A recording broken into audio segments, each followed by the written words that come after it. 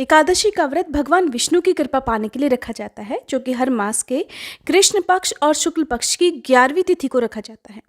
और महीने के अनुसार एकादशी व्रत का महात्म्य भी बढ़ जाता है। एकादशी व्रत रखने के लिए दशमी तिथि के दिन से ही व्रत के नियम लग जाते हैं, जो कि द्वादशी तिथि तक चलते हैं। दशमी से लेकर द्वादशी तक व्रत के नियमों का पालन अगर भक्त नहीं करते हैं तो इससे उन्हें व्रत का पूरा पुण्य लाभ नहीं मिलता है। ऐसे में हर किसी को ये जानना चाहिए कि व्रत के अगले दिन पारण करते हुए क्या गलतियां ना करें। एकादशी पर नियम और संयम के साथ व्रत रखकर भगवान विष्णु की पूजा अर्चना करके अगले दिन द्वादशी तिथि को शुभ मुहूर्त में ही शुद्ध सात्विक चीजों का सेवन करके व्रत पारण करने का विधान बताया गया है। तो आज के इस वीडियो में आपको बताते हैं कामदा एकादशी व्रत के पारण मुहूर्त और विधि के बारे में। एकादशी तिथि प्रारंभ होगी 18 अप्रैल गुरुवार की शाम 5:33 से, जिसकी समाप्ति 19 अप्रैल शुक्रवार की रात 8:05 पर होगी। ऐसे में इस बार एकादशी का उपवास केवल 19 अप्रैल शुक्रवार के दिन रखा जाएगा। द्वादशी तिथि प्रारंभ होगी 19 अप्रैल शुक्रवार की रात 8:06 से, जिसकी समाप्ति 20 अप्रैल शनिवार की रात 10:42 पर होगी। शनिवार के दिन सारा दिन ही द्वादशी तिथि रहेगी और हरिवासर का जो समय है वो 20 अप्रैल शनिवार को 1 बजे यानी कि शुक्रवार की मध्यरात्रि तक समाप्त हो जाएगा। व्रत पारण किया जाएगा 20 अप्रैल शनिवार को सुबह 6:06 से 8:55 के बीच में। क्योंकि इस बार शनिवार को सारा दिन ही द्वादशी तिथि रहने वाली है, ऐसे में व्रत पारण यदि सुबह के समय करना संभव ना हो तो दोपहर में 1 बजे से 3 बजे के बीच में भी किया जा सकता है। सबसे पहले जानिए कि पारण करते समय किन चीज़ों का सेवन नहीं करना चाहिए। तो मूली, बैगन, साग, मसूर की दाल, लहसुन, प्याज आदि का प्रयोग पारण करते समय बिल्कुल निषेध बताया गया है। एकादशी व्रत पारण में जो भी भोजन बनाया जाता है उसमें जहाँ तक हो सके गाय के घी का प्रयोग करना चाहिए। गाय के शुद्ध घी से ही व्रत के पारण का भोजन बनाना चाहिए, क्योंकि घी को सबसे शुद्ध पदार्थ माना गया है और ये सेहत के लिए भी बहुत अच्छा होता है।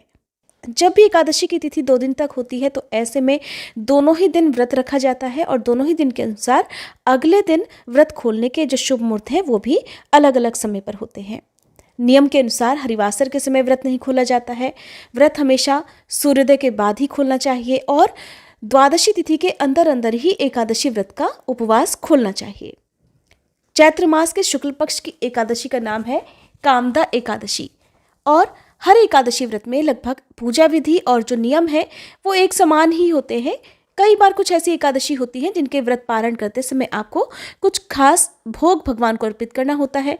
और जैसा कि आप सभी जानते हैं, सभी व्रतों में सबसे कठिन व्रत होता है एकादशी का, क्योंकि इसमें दशमी तिथि से लेकर द्वादशी तिथि तक नियमों का पालन करना होता है। ऐसे में जिसकी सामर्थ्य नियमों के अनुसार इस व्रत को रखने की नहीं है, वो केवल एकादशी के दिन विधि विधान से भगवान श्रीहरि की पूजा भी कर सकते हैं और व्रत की कथा पढ़ सुन सकते हैं। दशमी तिथि से लेकर द्वादशी तिथि तक क्या करना चाहिए पहले ये बता देते हैं। तो दशमी तिथि के दिन किया गया भोजन शुद्ध सात्विक हो। दशमी तिथि को सूर्यास्त के बाद अन्न ग्रहण नहीं किया जाता है। यदि आपने उपवास रखना है तो मसूर की दाल का, बैगन का, शलगम आदि का या किसी भी प्रकार के लहसुन प्याज का तामसिक भोजन का सेवन आपको दशमी तिथि को नहीं करना है। दशमी तिथि को ही तुलसी पत्र भी तोड़कर रख लेने होते हैं।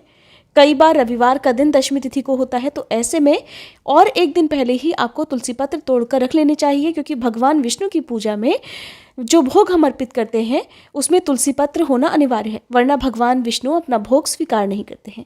चाहे भगवान विष्णु की पूजा हो या भगवान कृष्ण की या भगवान श्री राम की या बजरंग बली हनुमान की, तुलसी पत्र अर्पित करना चाहिए। माता लक्ष्मी को तुलसी पत्र नहीं चढ़ाए जाते हैं।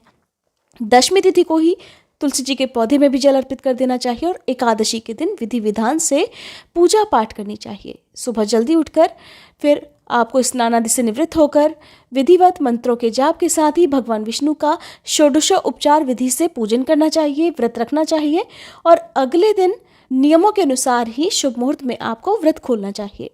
व्रत खोलने से पहले जो भी आवश्यक दान की सामग्री है, जिसकी जैसी सामर्थ्य हो, यदि आपकी सामर्थ्य है आप किसी को भोजन घर पर करा सके तो भोजन कराना चाहिए। भोजन शुद्ध सात्विक हो, और यदि आप भोजन नहीं करा सकते हैं तो आप 1 या 2 समय का भोजन किसी के घर में बन सके, इतना जो भी कच्चा अनाज है वो आप किसी ज़रूरतमंद व्यक्ति को दे सकते हैं। उसके बाद व्रत खोल सकते हैं। हो सके तो मंदिर से पुजारी जी को बुलाकर उन्हें भोजन पर आमंत्रित करें।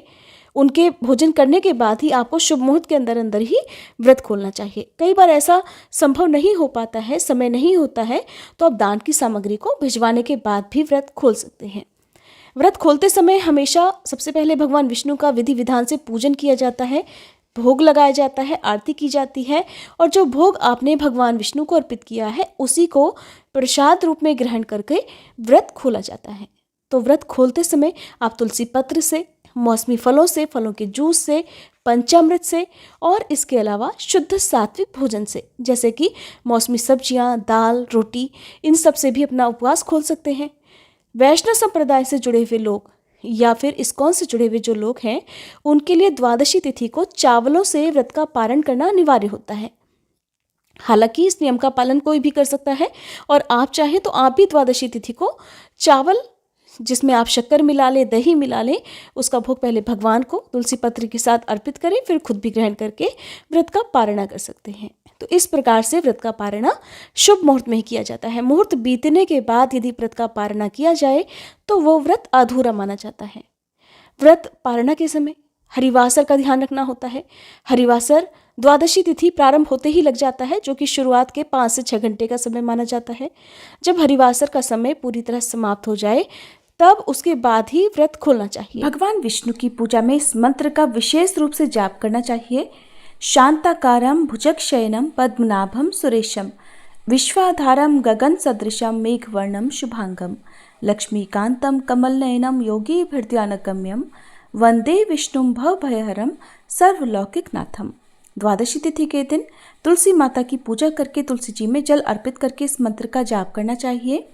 वृंदावनी विश्व पूजिता विश्व पावनी पुष्प सारानंदनी तुलसी कृष्ण जीवनी एतना मांस्तक चैव स्तोत्रम नामार्थम संयुतम यह पठेत ताम च संपूज्यम सौश्रमेघ फलम लभेत।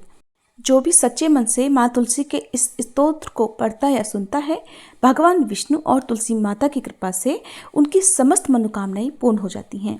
एकादशी का उपवास रखने के बाद दान देने का विशेष महत्व है। कहा जाता है कि इस दिन दान देने से भगवान विष्णु प्रसन्न होते हैं और भक्तों पर भगवान की कृपा बनी रहती है। दान के महत्व का उल्लेख करते हुए श्रीमद् भगवद गीता में कहा गया है कि जो दान कर्तव्य समझकर किसी फल की आशा के बिना उचित समय और स्थान में उचित व्यक्ति को दिया जाता है, वही दान सात्विक माना जाता है। इसलिए आप एकादशी या द्वादशी तिथि के दिन किसी निर्धन व्यक्ति को भरपेट भोजन करा सकते हैं और यदि आप सक्षम हैं तो इस दिन किसी निर्धन बच्चे को शिक्षित करने के लिए संकल्प ले सकते हैं। यदि आपके जीवन में धन से संबंधित समस्याएं बहुत अधिक हैं तो आज के दिन आप एकाक्षी नारियल भगवान विष्णु के मंदिर में अर्पित कर सकते हैं और इसके अलावा हल्दी का दान करने से भी आर्थिक समस्याएं दूर होती हैं। ये थी आज की वीडियो। उम्मीद है जानकारी आपको पसंद आई होगी।